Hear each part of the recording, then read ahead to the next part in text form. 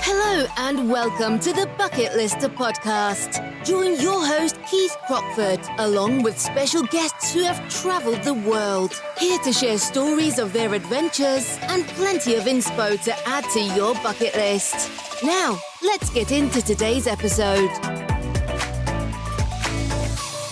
Hello everyone and welcome to this episode of the Bucketlister podcast. I am your host Keith Crockford and I am back chatting today with Jake from the team. Hello Jake.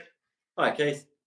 So last week when we were on our bucket list adventure travel show, the live that we do on Facebook, someone said that they would love us to do a podcast on how they get a job as an adventure travel guide, an adventure guide.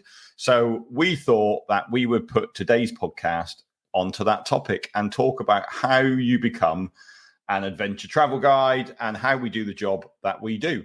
So, Jake, where should we start? Well, I think this is a good place to start by asking you, as the founder of the Bucket List company, how you got into it and how you started in adventure travel. You've been doing it a little bit longer than me. So yeah, how did you hear about it? How did you get involved? So for me, it all started in the adventure industry, but obviously more in the UK. So as a teenager, I was always really keen on climbing and kayaking. And, you know, back then, I mean, we're talking 25 years ago, 27, 28 years ago, there were no artificial climbing walls around like there are now. Like learning to climb was a really hard thing. You had to get outside and climb on some rock and actually do it that way. So for me, that's how I started. I mean, I was brought up in Plymouth in Devon, and I was lucky enough to have Dartmoor on my doorstep. I had the coastline around me. So I was always brought up really as in a pretty outdoor active way. And, you know, when I was growing up and I was at school, like everybody was going into IT and going into computers. And I remember filling out my UCAS form back then, and 5 of my choices were computer degrees around the world, around the UK. And one of my choices was to go and do adventure management. And I was like, that's the one I wanted, but not the one my parents really wanted me to go into. Fortunately, they gave me an offer at the time as soon as I applied, and I didn't need any grades to get and do that one. So that kind of ruined my A-levels for me in terms of I didn't need to pass any A-levels so I could go and do adventure management, which is what I wanted to do. So I went and did that. And then I lectured. Once I'd finished that, I lectured in adventure management for a bit and then decided that I didn't want to be in a classroom teaching. I wanted to be out in the outdoors. So I went and got in touch with one of the contacts that I'd had. So, you know, during that time, I'd become a climbing instructor. I'd become a kayaking instructor. I'd, you know, have my ML. Like I had the qualifications as an outdoor instructor in reality. And that's kind of what I've been doing. And so I suppose, you know, from that perspective, you end up getting the group management skills and the leadership skills to then be able to, what turns you into an adventure guide, I suppose. And then I went to work for a school expedition company as their operations manager. So although I was in the office planning all of their trips, I was also able then, because obviously with school expeditions, you could only go in the school holidays. So it kind of meant that during the school holidays, I was able to go and lead school expeds around the world. And that's where I first did Kilimanjaro, and I first went to Nepal, and I first went scuba diving in Gozo, and I first went to South America. So, you know, I gathered loads of experience in the school industry. And then that business then went belly up. So I then decided that I didn't want to work for anybody else. I kind of wanted to go on my own and be responsible for my own destiny. And that's when I set up Rockin' Rapid Adventures. So that was back in 2007. And back then, Rockin' Rapid Adventures was purely there for me to have a name to work out of, whether I was working with schools, whether I was taking adults climbing, whatever I was doing. And we kind of originally went into the schools market again, because that's the market that I'd just come out of, and that's where I had the experience. So we started doing school expeditions again. And then the climbing centre came up for sale in North Devon, because that had gone belly up as well. So we bought that, and then started offering trips out from the climbing centre. So people were saying, well, you're taking school groups to Kilimanjaro, why don't you start taking adults? So we started through Rocking Rapid Adventures then taking adult groups. And then the idea of the Bucket List company came about, and then we sort of converted it over to there. So that's kind of really my journey but it all kind of really started with an interest in the outdoors, loving being in the outdoors, to then getting the qualifications, to then moving more so into the adult groups. I mean, I've kind of stopped counting how many adult trips I've left now, but I'm well over 100 adult trips in the amount of trips that I've led over the years. So I mean, I'm doing about 15, 16 a year. So it doesn't take long to start racking up the number of trips you do. But for me, it was kind of I made the decision really early on. That's what I wanted to do. You know, I love traveling. I fell in love with travel. I fell in love with other countries and going and seeing new cultures and new destinations. So for me, kind of combining the leadership and the skills that you have from being an outdoor instructor and then adding that into travel, that's kind of how I put the two together, really. And I would say to people, you know, if you are wanting to become, you know, I don't even know what we call ourselves really. We're not really tour guides. Like I've said an adventure travel guide, which is kind of, we're an adventure travel company. And I've always worked on expedition leader. Yeah. They are expeditions, whether it's, you know, what might come to mind when you say expedition about trekking across the Amazon for 3 months, or whether it's, you know, whitewater rafting in Morocco. They are expeditions, and yeah, I've always used the phrase leader or guide as well. Yeah, I think, you know, in terms of, if you look at a lot of the work that we do now, you know, although yes, we are still doing some of the, you know, the bigger trips, you know, Mira Peaks, the Island Peaks, Aconcagüas, those sorts of things, which I would class as an expedition. You know, a trip to Cappadocia, for example, I personally wouldn't class that as an expedition. I would say that's an adventure travel trip. So therefore, I suppose nowadays I put myself down as an adventure travel guide. But, you know, from our perspective as a company, like, we like for our guides to have already visited the country before they take one of our groups to it. And I think that's probably one of the biggest kind of barriers to entry, if you like, to come and work for us is the fact that, you know, people don't, you know, I wouldn't want someone to take me up Kilimanjaro that's never climbed Kilimanjaro before. That's just how I personally feel. So that's how we run the bucket list. In, you know, you've got to have climbed a mountain in Nepal like before. You need to have that experience to be able to help the clients through. And, you know, it's a bit different with our job as well, isn't it? Because obviously for all of our trips, we use local guides as well. So you're not always there leading the trip. You are there from the company's perspective as the eyes on the ground, making sure that everything's run properly, making sure that all the practices are safe. We're not actually leading the main expedition itself in terms of whether that's a climb up Mira Peak, whether that's a Island Peak, whatever. Like, those people have far more knowledge than we do on that particular destination or summit or wherever we are. But from our perspective, it's about just having the knowledge and experience to help the customers at the same time, because, you know, generally for most of us, our knowledge of the English language is slightly better than some of our local guys. Yeah, I've definitely described it as a bit of a, you know, you're almost a translator, and I don't mean that as in we all have to know multiple languages, but you're sort of there to manage the group's expectations against what the local guides are offering, and make sure that, you know, we're upholding the standards that we advertise that we do.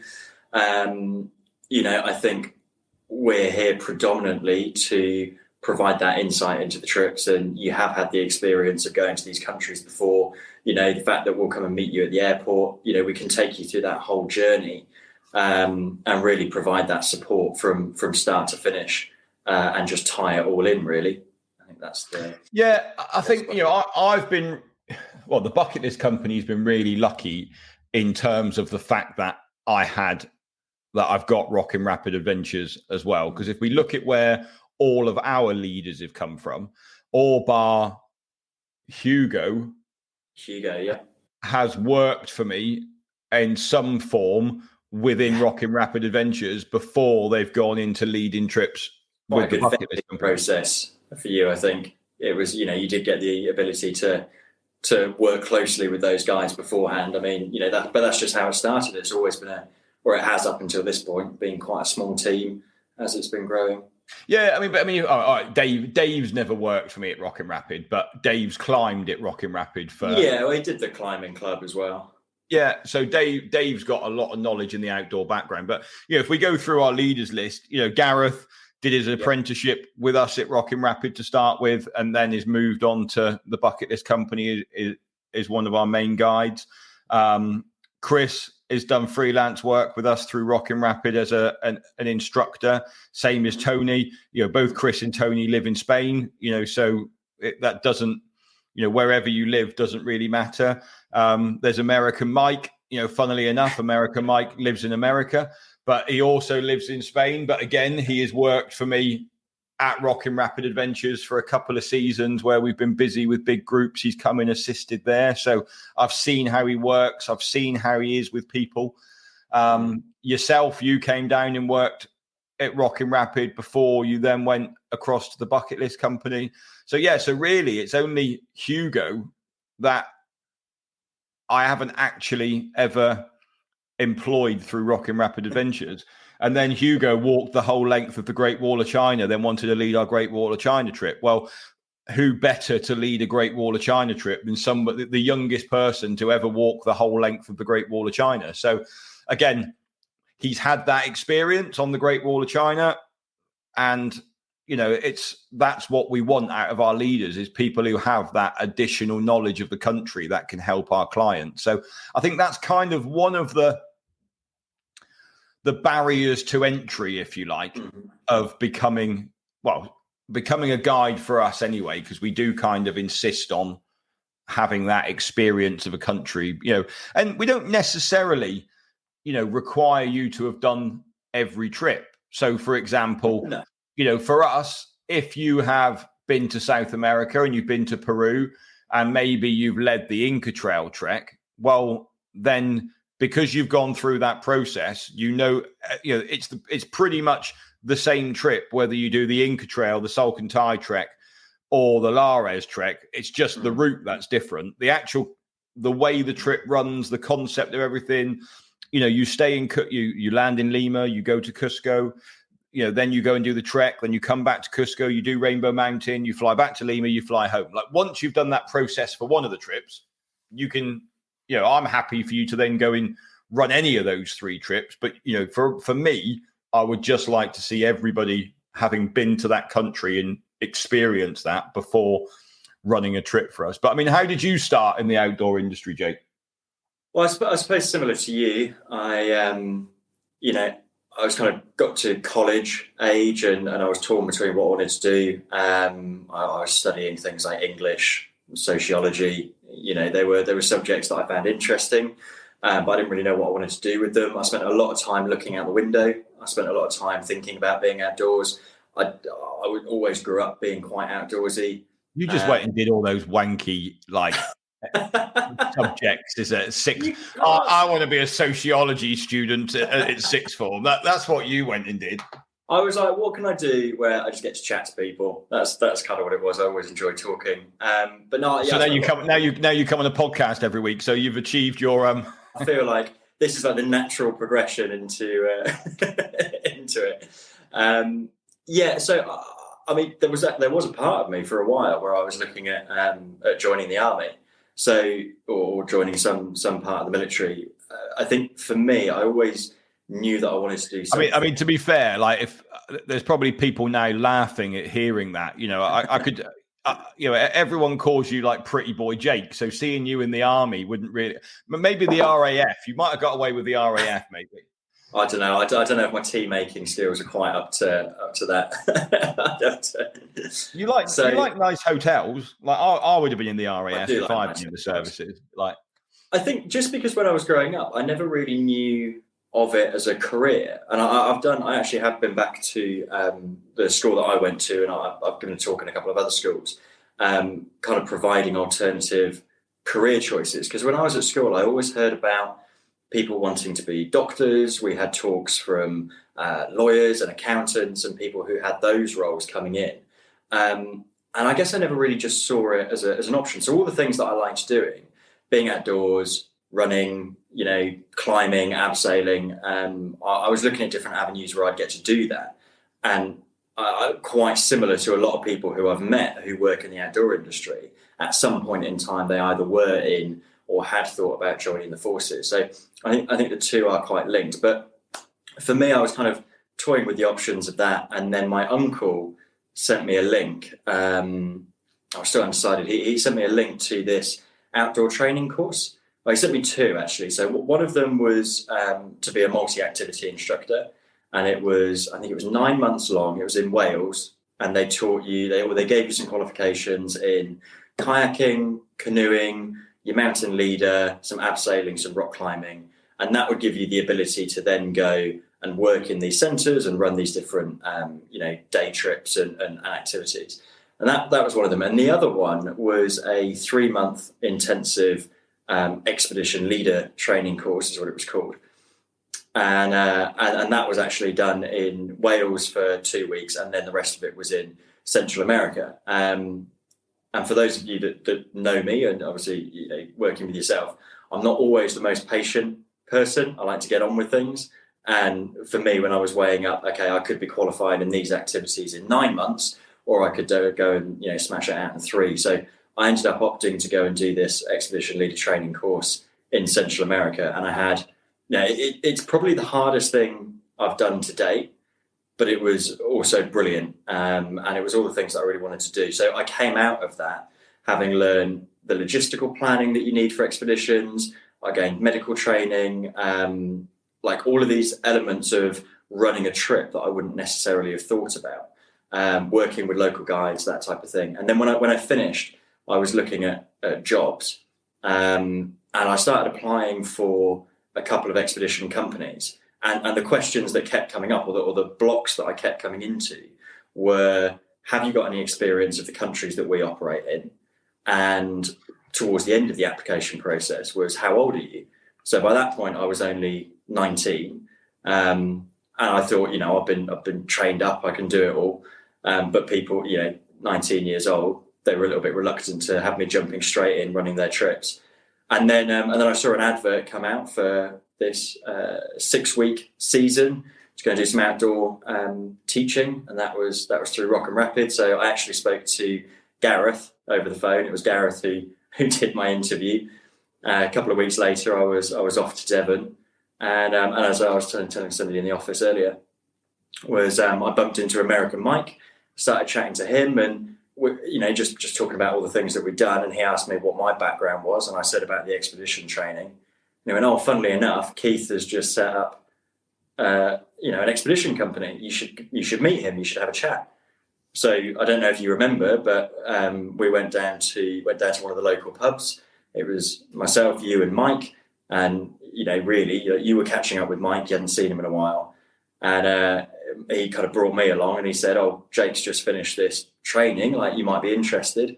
And we had a bit of a chat. And then a couple of months later, you dropped me a message and went, do you want to come to Nepal?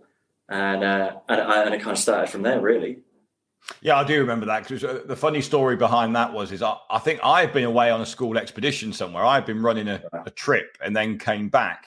And I remember I was up a ladder painting a house, and Mike and one of the other staff that were working for that 6-week period walked past me, and Mike, chatted to me, asked how I was, this, that, and the other. And then I remember Mike said to me that night we were in the pub, he went, the funny story is, Keith, is the kid who was the guy that was with me today asked who the new handyman was, because I was up a ladder painting. So he just assumed I was the new handyman.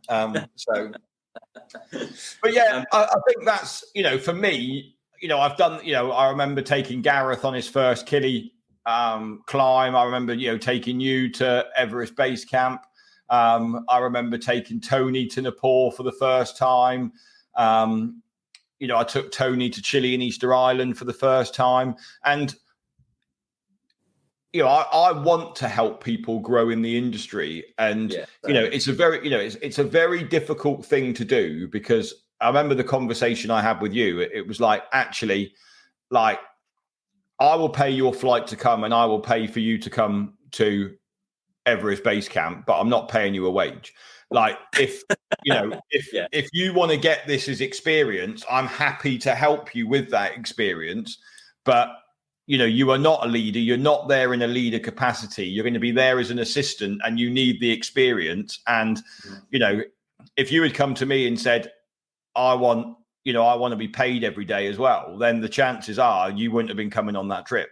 Like, because I think ultimately, there are people out there that will help you get that experience and will help you with that process.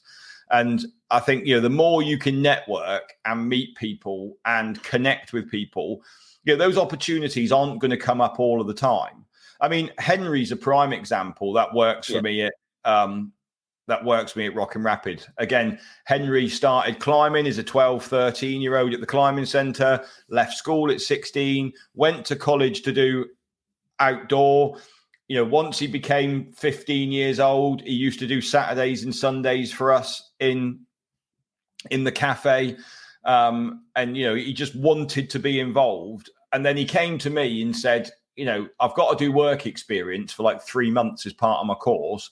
I don't want to go and work at an activity centre. I don't want to, just go and do the same things. I want to do something different and make it, could you do anything with me at the Bucketlist company? And I just sort of said to him, well, what you've done over the past few years for us in terms of coming and working in the cafe, and, you've been really interested, you've helped us out. Like, I'll take you on a couple of trips and you can almost just have that as work experience to get the experience of seeing what it's like. But, Henry started that process as a 13, 14-year-old boy. Like, if anyone else just walked up to me and said, can you take me to Everest Base Camp for my work experience? Like, the answer would completely hands down be no, because, I don't know you. Like, what have you ever done for me? Like, whereas in the situation with Henry, it's, I wanted to help him out because I've known him since he was, well, he's still only about that high. There's a few points you've touched on there. I think one of them, with getting into the industry, it's quite a close-knit industry. Something that I've realised is that, very quickly you do start getting to know other companies, other people, individuals that work in and around it. You very quickly, when you become established in the outdoor industry, learn of other people. So a lot of it does come down to who you know. I mean, I freelanced for years. And one of the things that I kind of learned from that is you've always got to give it 100%, and you've always got to put, your best across, because that's what gets you more jobs. A lot of it comes from recommendations. If Mike hadn't recommended me to you, I probably wouldn't have stood as much of a chance. If I hadn't have done that season with you and kind of almost shown you an element of what I can do, then you were taking a bit of a gamble. I think when people have got it in their heads that they would like to tap into this industry, I think that's brilliant. And I'm really open to helping people get started with giving them recommendations on courses or experiences to go and do. But you need to get the experience, because ultimately that's going to show you, as well as companies, whether it's something that you want to do. I think lots of people that I get on trips say, you've got the best job in the world. And I would agree with them. For me, I love my job. I think it's brilliant. However, people never see the bad side of the job. Well, that's what I was going to say. People just think a gyro trip and say you've got the best job in the world, and then it gets to summit night, you go up and down, and people go, I would never do that again. It was the hardest thing I've ever done. So you need to get out and experience what life is like on an expedition to see if actually those bad bits are bad to you and things that you're happy to put up with as part of the experience, or whether those are going to be deal breakers for you? I also think as well, like in our industry, it's very difficult to have it as a full-time job. Like in terms of what am I traveling this year? 5 months, maybe I'll be out of the country this year on trips. So there's still another 7 months of the year that, I would need to find employment for.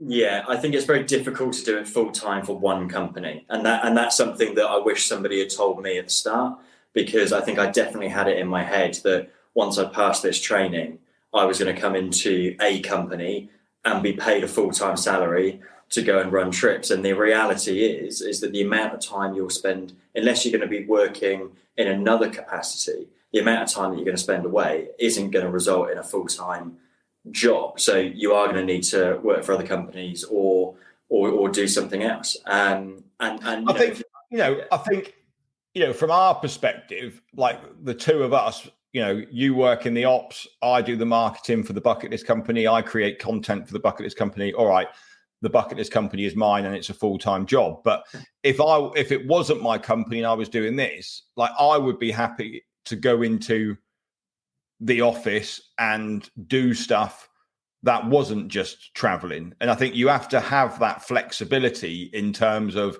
like have other skills that you can take to somebody to turn it into a full-time job. If you want it to be full-time with a single company, then I think you do need to have transferable skills, whether it's operations, logistics, marketing, content, something that you can bring to the table to grow as a business. The other alternative, and I know lots of people, I've got lots of people who I know and I work with who work as outdoor instructors full-time. They will either have their own company and freelance or freelance in between, but they will bounce between several different jobs, with a handful of skills, whether it's rock climbing, mountaineering, kayaking, bit of expeditions, and they just make up their year going from company to company to company.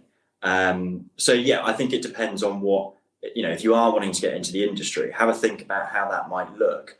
And if you want one company, you need some transferable skills that will help grow a business. If you want to continue freelancing and just do that outdoorsy stuff all the time, that's achievable. It's a bit more work, and you need to create a bit of a network of companies, and that's when it comes. And I think as well, then you need to be multi-skilled in terms of if I'm speaking now with my Rockin' Rapid hat on, I don't want a climbing instructor.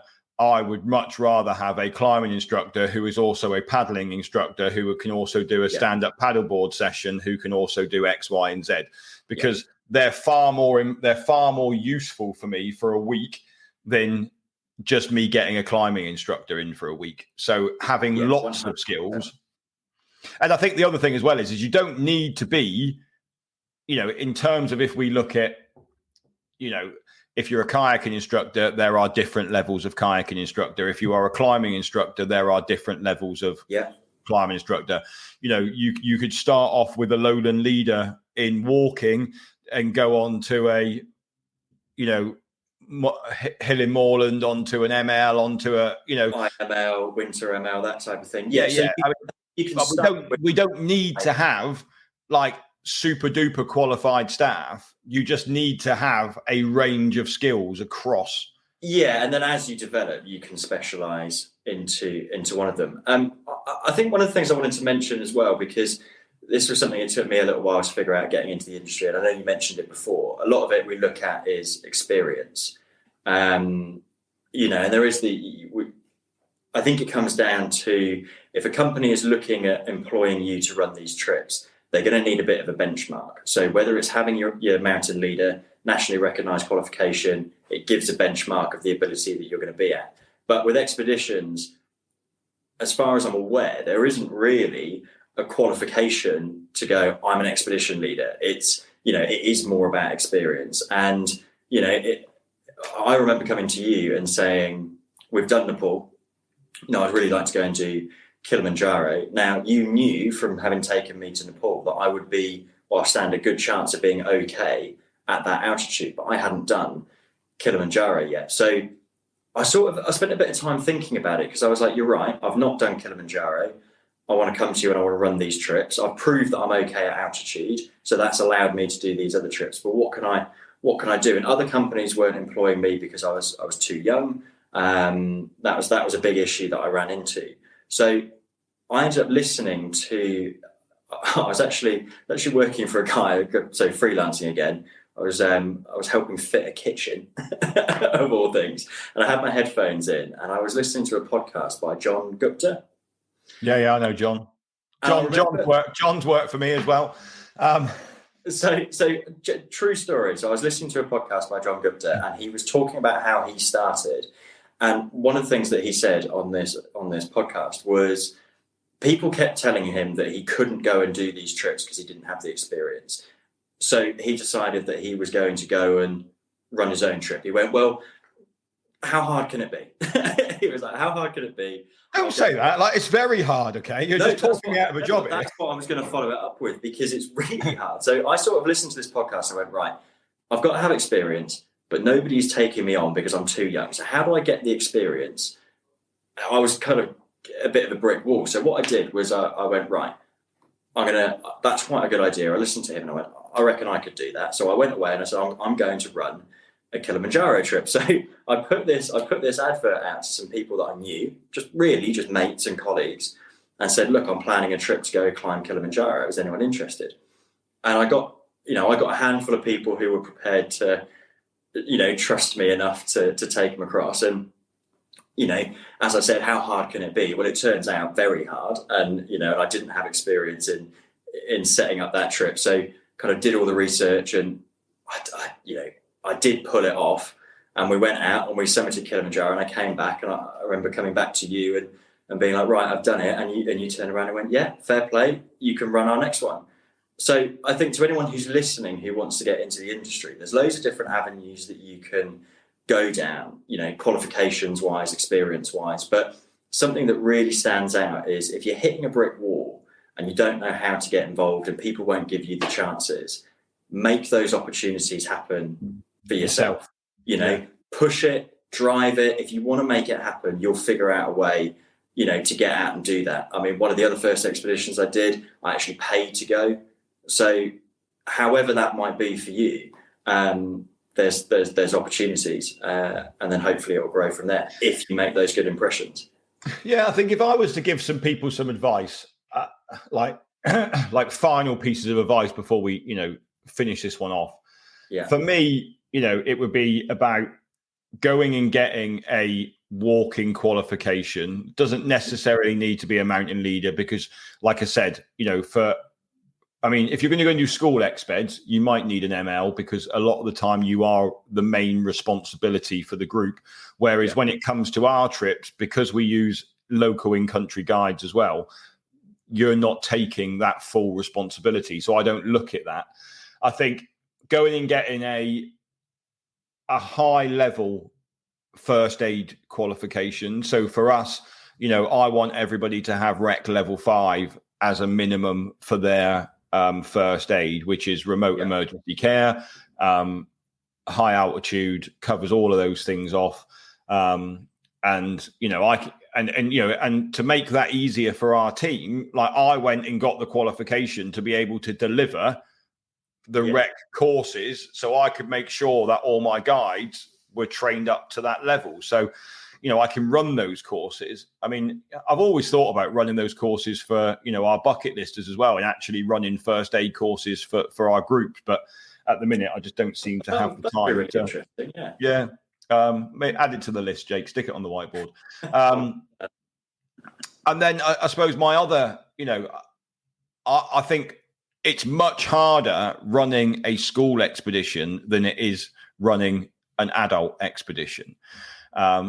And I would say, to go in, throw yourself into the fire is try and go and get, a couple of school expeditions under your belt, because generally they are 21 days, 28 days in length.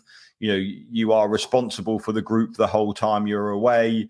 They are done on a real budget in terms of, the students are generally paying for them themselves. You've got to really, and sometimes you even need to work out how we're going to get from A to B with the group.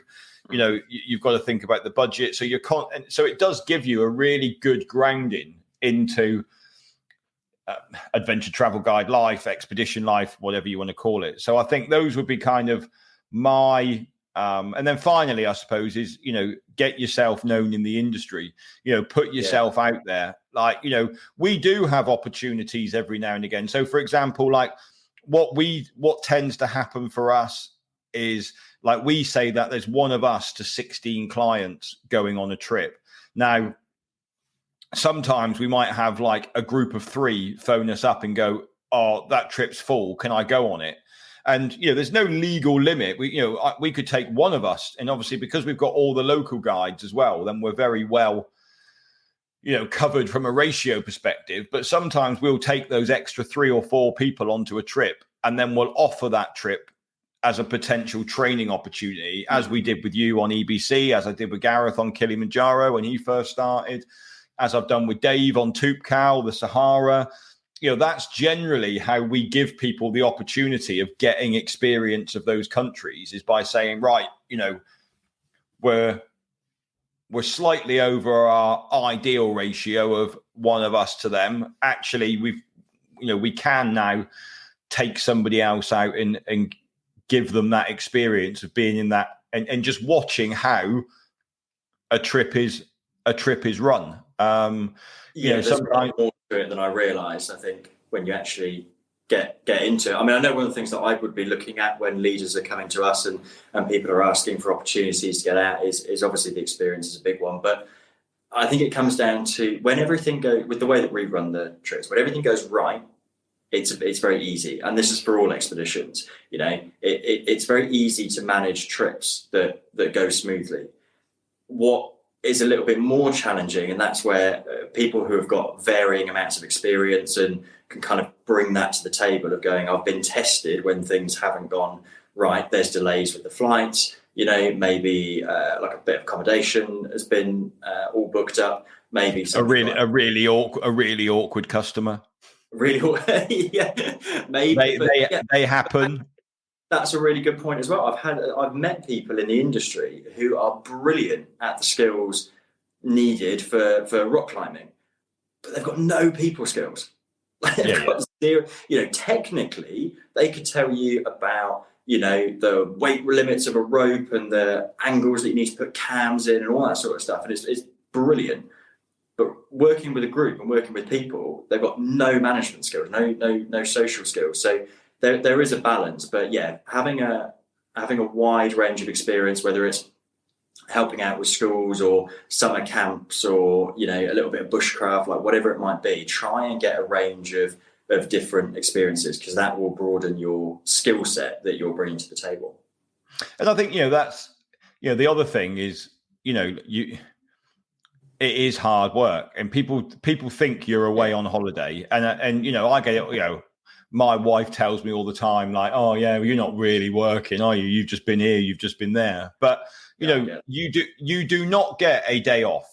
Like, that is the be all and end all of it. Of when you're on a trip, if you're away for an 18-day Everest base camp trip, like on your normal Monday to Friday 9 till 5 job, you're going to have had off 6-7 days in that 18-day process. Like, you don't get that when you are doing this job.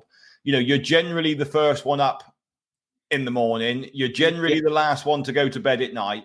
You know, you could be up in the middle of the night because someone's not feeling well, and you get a knock on your door because, you know, they've got altitude, or they think they've got altitude sickness, or you're checking their O2 sats or whatever it is. Like, it's not all, you know, from the outside, people do think, you know, and also as well, like, living out of a bag for like 5 months of the year is quite hard sometimes. I think, not to sort of end it on like any downer or anything like that, but I mean, it is hard. You are away every single, like, so you are working every single day. You are on call 24/7. You know, you're contactable. You have to be, you know, representing the company and in that leadership role all the time. You can't afford to switch off. You know, there's elements of the podcast that you did with Richard, where you spoke about when things don't go right, don't go to plan. You know, it's not always like that. But a good example would be that I'd spent the day trekking with that group.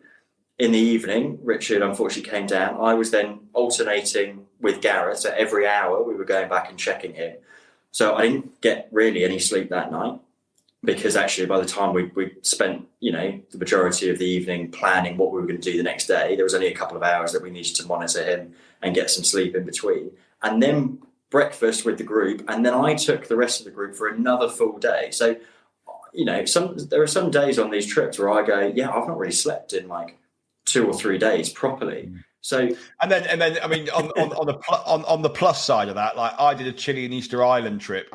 The group that I took away with me were absolutely amazing. They were complete party animals, and of course you felt like you had to, partake in that as well. So again, I didn't get very much sleep, but that was from a positive of having a really lovely time with a lovely bunch of people. So there are pros and cons, I think, and that's another reason why I think you should come with experience, because or try and get experience, because it's all the day-to-day stuff that you don't think about. You're going to be away for birthdays, you're going to be away for parties and reunions, and you are going to be living out of a bag.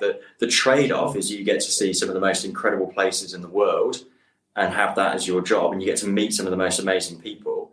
But yeah, anyone who's interested, it's great and it is brilliant. But yeah, just have a think about some of those other bits that will make a difference. Yeah, and like we said, we will obviously, we haven't got loads of jobs for adventure travel guides. So please don't all send your CV straight into us saying, can you please employ me? I've got experience of Kilimanjaro. I did it with you 4 years ago. It needs to be, something that you really want to do. And I think, if people want to go on that journey and want a career change and want to do it, we will try and help people where they can. But I think, my parting piece of advice will be that you need to go and do some things first, i.e., get your qualification, sort your first aid stuff out. Don't expect to go to a company and they're going to cover all of that for you and you can just walk in and start work for them a week later, because that isn't going to happen. You already need to go in with some level of commitment. You've already shown, you've already put yourself out to actually get into that position to be recognized. Because otherwise, like you said, we could say now, come and work for us, you don't need any experience, and we would be inundated with people wanting to do it. And how do you that we just couldn't do it. So you need to set yourself out different from the rest of people to say, hang on a minute, I've done this, I've done that. What more can I do to get a job in the industry? And that's that's what it comes down to, is people pushing and going, and just being like, okay, cool, I've done, what can I bring to you? I mean, Jake annoyed the hell out of me for months and months and months to get an opportunity. Like it was constant. It was just absolutely constant on the phone in the messages. But I gave him one chance and now I can't get rid of him. So it's true. Well, Jake, thanks ever so much for that. I think we've covered that off. Like I said, we are happy to give advice. If you don't know where to start, what courses to do, what you should be doing, then, we are happy to give that and help you with that. We just don't want a desk full of CVs tomorrow. But I mean, and I think, it's the other issue, because, we've had it, I've had it so many times where, where we do struggle to get staff is in the office from an admin perspective. And the number of times that I've had staff before who have then decided, actually, I don't want to be in the office. I want to be out running the trips. And have then moved to go and do that. So you need to replace the admin team. So, if you can come with some transferable skills and you live anywhere near Essex, then potentially we might have something for you. But that is a good point. Yeah, 100%. Because traveling for us is super important. Like if you look at all of our office team, last year had a trip. Like they all got to go traveling last year, whether that was a place on an already organized trip, or whether that was going to look at a new destination, or, that everyone went traveling last year. Like Erica's just come back from a Cuba trip. Hannah's come back from Morocco. Like we had people in. Yeah. So, Hannah's off for a most amazing trip to Kenya in a few months' time. So, not if you just want to be in the travel industry, you haven't got to be a leader to then have the opportunities to go traveling. And sometimes, like, I'm going to the Maldives in a couple of weeks to look at a new trip. Like, although I love leading trips, I also love going and doing the recce trips and actually looking at and actually traveling on my own and getting to do the stuff, not having to follow a set itinerary like we do when we're on a trip. So for me, it's the best of both, really, by being able to do recce trips and do group trips when you have people with her. Sometimes I just don't want to be around people, and actually going on my own on a recce trip is lovely sometimes. And that doesn't mean just guests. That includes my family as well. Like, I'm just pointing that out there. Yeah, no, that does fall under everybody. Yeah, everybody in general. On an island in the Maldives with a book and my diving gear, that's almost like paradise. So sometimes I do wonder when you say you've got no signal. Are you just ignoring? No, I just turned my phone off. Well, Jake, thanks very much. We will be back again next week with another episode of the Bucketlister podcast. If you could please do us a favor and go and like and give our podcast a 5-star review, whether you listen to it on Apple or Spotify or where you listen, that really does help the rankings. And over the last few weeks, we have been seeing more and more people listen to the Bucketlister podcast, and we do want to keep that continuing. So thank you for listening. We will be back next week. Goodbye from me. Goodbye from Jake. Goodbye. Thanks for listening to this episode of the Bucketlister podcast. Be sure to click follow to be alerted for next week's episode. For more travel inspiration, check us out at www.thebucketlistcompany.co.uk or follow us on socials. See you next time.